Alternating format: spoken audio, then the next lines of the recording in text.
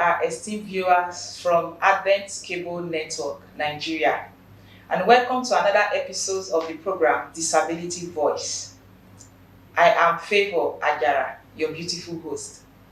Disability Voice program is created to educate the government, the church, and the general public that persons with disability should be loved, enabled, empowered, and educated, because disability is not a stigma, nor it is a cause. And also the program is created to advocate for the rights, the interests and the right of persons with disability. And today we'll be looking at the appropriate terminology to be used when you are addressing persons with disability in the society. Now, the appropriate terminology is not just any word that you can use to address anybody. And here with me in the studio today to handle this topic is Ms. Okogene Jane Akpoeva. Ms. Okogene Jane Akpoeva is the Executive Director of Inclusive Voice for Women and Youth, and she's also a disability advocate. You're welcome, Ms. Jane. Oh, thank you so much. Thank you. Nice to have you in today's program. Thank you so much. So please, I want you to tell us what you understand by the word terminology. Okay, I think to our viewers, a terminology is appropriate a word used in addressing a particular subject or profession. Okay. Yes. So now, talking of terminology, if you want to link it to issues of disability, what will you say terminology means Okay. to address the issue of persons with disability? Okay, thank you so much. Terminology addressing to the issue of disability is the suitable word all the way in addressing persons with disability in the right manner, in a suitable manner, in a right manner, to using the right word to address them. That means you cannot just see person with disability and just call any name. No, that's not right. Yes. Use a suitable words to address them. Okay. Which can suit them Can very you well. can you please give us some examples of words, the appropriate terminology used in addressing persons with disability? Okay, like when we talk about disability, we have various types of disability, and we have suitable words for them. When you talk about the blind, you don't just call them blind. You can actually say visually impaired, and not everybody are really totally blind. Some are low vision people. You can actually address persons that are visually impaired as maybe they are partially sighted. You can say they are low vision and they are visually impaired because there is an impairment in their sight. And they are the ones that are totally blind. You can actually address them as blind. Yes. How about the other set of disability? Okay. Because we have them, the physical. Yes, I'm breaking it. Okay. I'm not sure. Okay. Okay. For you talk about the wheelchair users, the right terminology to address person on the wheelchair is a wheelchair user. I often hear people saying that cripple, it is not the right word to use, because cripple is like a word that is in a stagnant phase. It's not something that you are moving. At least they have gotten some assisting technology. They can actually move. So it's a wheelchair user. They have that assistive device that can make them independent to move. So we talk about persons with albinism. Persons with albinism is a right word to use. Most people call them obobo, some call them albino, some call them afin. So a lot of words we hear. But the right word to address them is persons with albinism. Then in the aspect of the disability on deaf, you call them deaf because not all persons that are deaf and dumb. You just address them that this deaf and dumb person. No, that's not the right terminology. You say person that are deaf because they can actually see that sign, and some of them can actually hear, but they can actually speak, but they cannot hear. So you address them as deaf person. So, and I want to say something, the right terminology, you don't just address person saying the disability first. You say person, that's why I would say persons with disability. The person comes first before the disability. You don't just say that blind girl, that wheelchair user girl. The person has a name and the person is human. So you refer the person as a human with the name first before you refer to the disability. And some people often say normal, this person is abnormal. No way, they are not persons that have diseases. They are normal people, but persons with disability. So I think we should take note of that. That's the right terminology of addressing persons with disability. Thank you very much for that enlightenment. And in often times people will see this cerebral palsy. Okay. Cerebral palsy children, they will say imbecile. Imbecile, yeah. How will you say cerebral palsy child is an imbecile? That is wrong. That's really I don't know. Then you also see people that will say special children. Yes. How can special come before the children? Okay. These are some of the things that happens in society that these words are really, really derogatory. Now, do you think that these words that you just say now, the right terminology, do you think people can adapt these words and they can make use of them in this society? Because it's really difficult. You see people keep making the same mistake, especially when they are referring to persons with disability. You will see them putting that living. Even with the people with disability, some of us still put persons living. And for what I understand is living with disability, meaning you are living with a stigma, with a disease. We are not living, we are with the disability, because disability is not a stigma, it's not a disease. Now, do you think people can adapt to this system of addressing people with disability in the right terminology? Do you think that? Definitely, because as human, we can adapt to any situation if our minds are open. Definitely. So they can actually do it. It just, I think, like you said, even persons with disability, we tend to make the mistake. As human, we are not above mistake. So I think it's a gradual process with time. If you're as human, you can adapt gradually. It will be the right. Okay, thank you very much. Yes. Now, I still want to ask further. Have you ever experienced any derogatory words from anybody? And if yes, how do you feel about it? Definitely. It cannot be overemphasized. It's something that it's really, I wouldn't know how to express it as, or generally, even apart from persons with disability, when someone says words that are derogatory to you, you know how you feel. It brings a low self-esteem to you. You feel withdrawn. You feel dejected. It's not a good feelings. It's not something that one will feel. So, like I said, it cannot be overemphasized. So it's a lot of mixed feelings that really gets. I can understand that. Yes. I understand that very well. Yes. I still want to also ask now.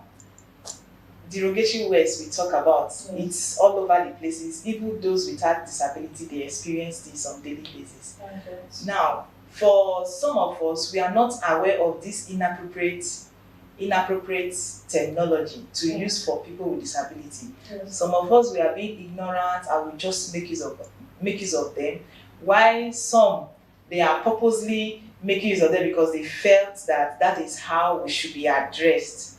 Now, those of us who are not aware, and probably, let me use myself as an example now, somebody addressed me with a derogatory word, and me, I never knew if the person is aware or not. How do you think we can address those issues?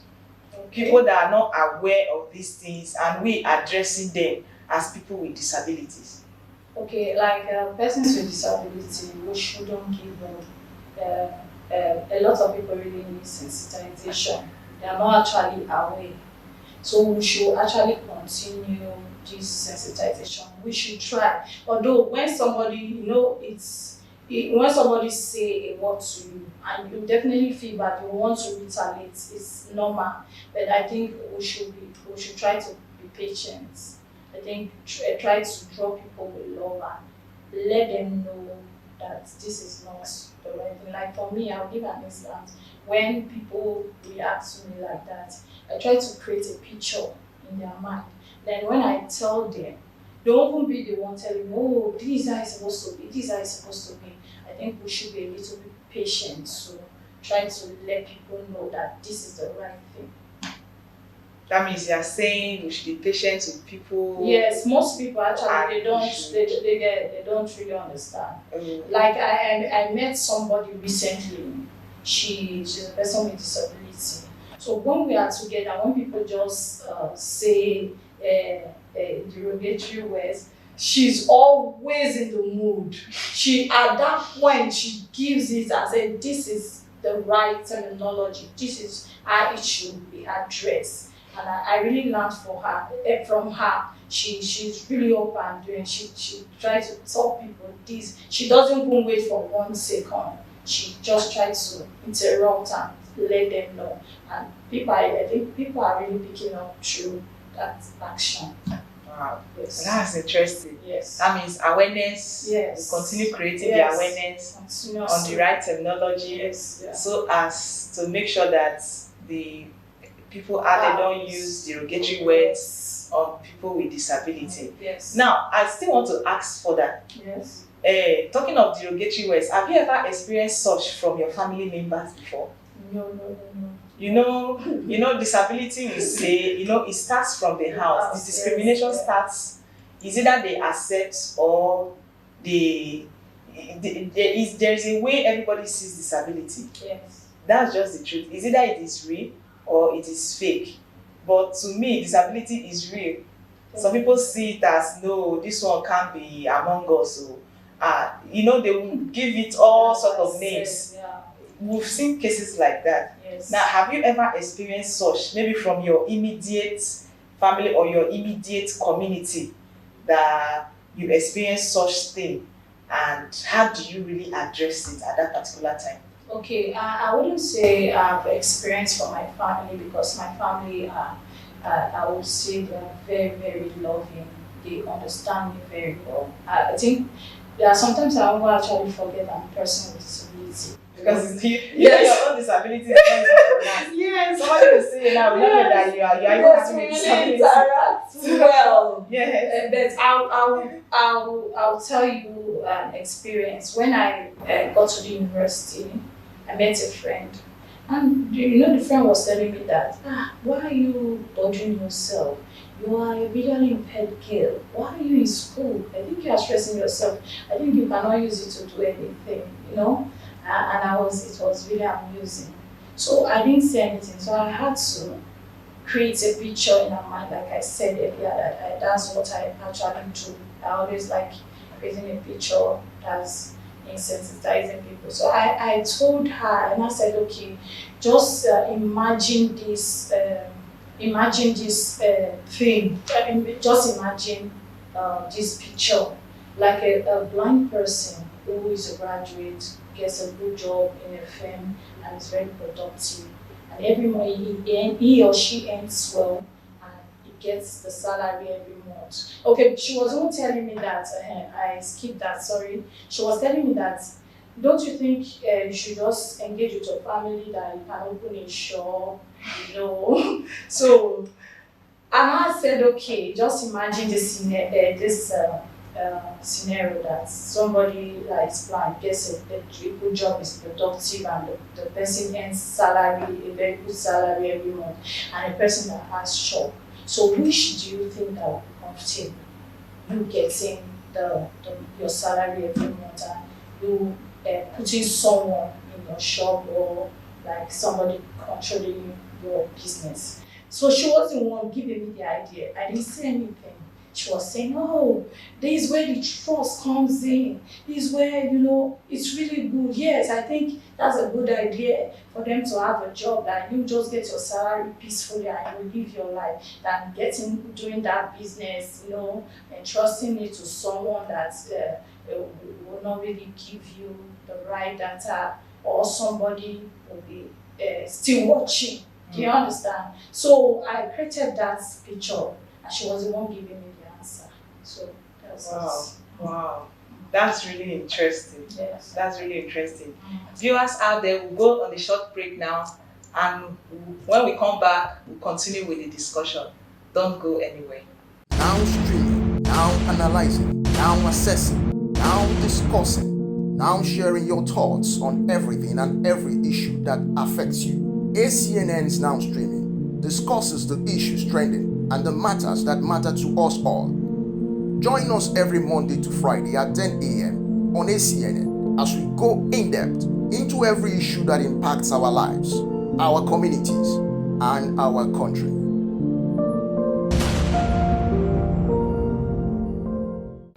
Welcome back, viewers. If you are just joining us in today's program, today we are looking at the right terminology to address persons with disability in the society. And with me in the studio is still Miss Okeogene Jane Akboeva. Before we went on break, Jane, we were talking of the right terminology. Yes. Now, I want to quickly ask, is there any punishable law when someone uses the wrong terminology to address persons with disability? No, there's no. I don't think there's a Like, policy for that. Yes. Because Yes. we have the disability law, we have other policies Yes. that their laws are guiding persons with disability. Now, in any of these laws, are there anything that really speaks to the wrong terminology, that whenever anybody speaks a derogatory language, it should be punishable? Is there anything like that? No. Okay, there's none of those laws. But I think in our disability law, there's something relating to it, that when somebody is being mocked with his or her disability, I think there's a fine for that. I think that should come under the terminology, because if you use that wrong statement, it's as if truly you are putting that person down. So I think it can fall under as such. But for now, I don't think there's any law on the use of terminology. Okay, now do you think that it is right for someone to use wrong terminology for persons with disability? No, that cannot be right at all. Because some people do it ignorantly. Yes. But in a situation like that, Yeah. should we say it's because he's ignorant, or there should be a punishable offense for such people? And we'll look at the situation. The situation will determine how we react to it. So you mean if the person did it deliberately, there should be a punishment? Yes, because some people actually do it. They are fully aware. They just want to put you down. So that's why I say we should look at the situation before we can decide. Assume we will know the feelings. Okay. Yes. Okay, I think that's a good idea. Yes. Then again, I still want to ask further. Now, what has derogatory words? How does it affect people with disability? Does it have any effect? Yes, like I said earlier, it cannot be overemphasized. It's not a good feeling. Most people, due to the wrong terminology they use to them, they wouldn't even go to school again. They cannot really fix it. Because the first thing they will say, this blind bat, this crippled girl, that way, they are not strong enough. They don't have that thick skin. I think they cannot move on. Even in workplaces, going to the marketplace, social gatherings, Yes. So if it's not a good feeling, it gives them that inferiority complex. And if they don't build up that thick skin, they cannot really engage properly in the society. Yes. Yeah, thank you very much. I remember my own experience too. You know, my experience too is another thing entirely, Yes. whereby you try and go to the market, you buy things, you want to go home, you are trying to stop a taxi man to take you home. You know, somebody will want to like, okay, she cannot sit at the back, oh, she's not having leg. Can you imagine? She now get leg, oh, please come to the back so that she can sit at the, those that at that particular time, me personally, I will always tell you, see, who said I don't have leg? I actually have my own leg, so you cannot just tell me that that is not the right word. Yeah. I'm a person with disability. It only has a limitation, not somebody that doesn't have leg. Yes. You know, so being I'm used to the system too, I always like letting them know that is not the right word. The society is really in a place whereby you can easily experience anything as persons with disability out there, which is the derogatory words are really, really not a good thing. The feelings are really, really bad. Yes. Now, just to follow up with that question now, what do you think that the society can do to avoid these derogatory words towards people with disability? And like I said, we should continuously, persons with disability, we should continuously sensitizing them. I think, like, Nigerians, they see, they like looking at disability issues in the charity perspective. Like your experience, you said, the person was saying cannot sit at the back. Probably he has a good motive. Yes. But they don't like doing the right thing. They wouldn't want to really go through the right process. They don't just want to fix you in the charity perspective. They just want to do, sorry, my dear. But there are laws and there are right things to do and right ways to say. So I think avoiding that. Some people, our educational system are not really the same. Some people really can have a good motive. Some, like I said, the situation. So we should still try to really sensitize them and, follow.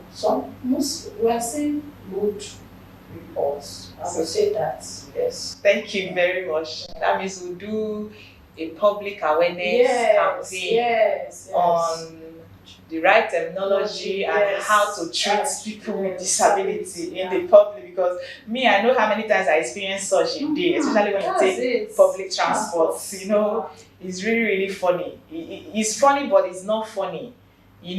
Some people will not take it, while some can still cope with it, because we know that some people are ignorant and some people are not aware of what they're supposed to do towards it. That pitiful character. Charity. Instead of being empathetic, they have a pitiful character. It becomes another thing in society, and it brings in low self-esteem to persons with disability. Like my experience the other time, if I have to look at it, I won't be going to the market again. That's just the truth. But I let them know that yes, it is my right also to go to market and buy things and I have the right to go to market, get things just like every other person also, which is also the right thing to do. Thank you very much for your contribution and your advice. I want you to tell the viewers your last advice to the general public and the community. Okay, first of all, I'll say for persons with disability, we should not give up. We should continue our sensitization, and we should place value on ourselves. If we place value on ourselves, it will help the younger ones not to really face such stigma. It will give us a sense of belonging. Do you understand? That placing, when you place value on yourself, that terminology can actually, when they see you, say, look at this lady, look at this. So it can, before we even sensitize, it can actually change that. And so the general public, I want to say, disability, we are all humans. We should acknowledge the potentials and the uniqueness as we do with others. Like I always say, it's not only all about the terminology and doing things that we need to do. Okay, sometimes you might actually use the right words. that you might know as an individual or organization using the right words. But your terminology, your words doesn't even correspond with your attitude. That is really a big issue. It should correspond with your action. So I want us to be inclusive in nature because it makes the society more productive and progressive. So that's what I want to try to say. Thank you very much, Ms. Jane Okelgene Akweva. It was really a nice time to have you here to handle this topic. And we hope to have you again some other time. Okay. Thank you for coming, and I really appreciate it. Thank you so much. Viewers, this is where we draw the curtain of today's program, Disability Voice, with the topic, the right terminology to address persons with disability. Before we come your way, same time, same station, next time. Stay blessed. I remain Favor Ajara. Bye.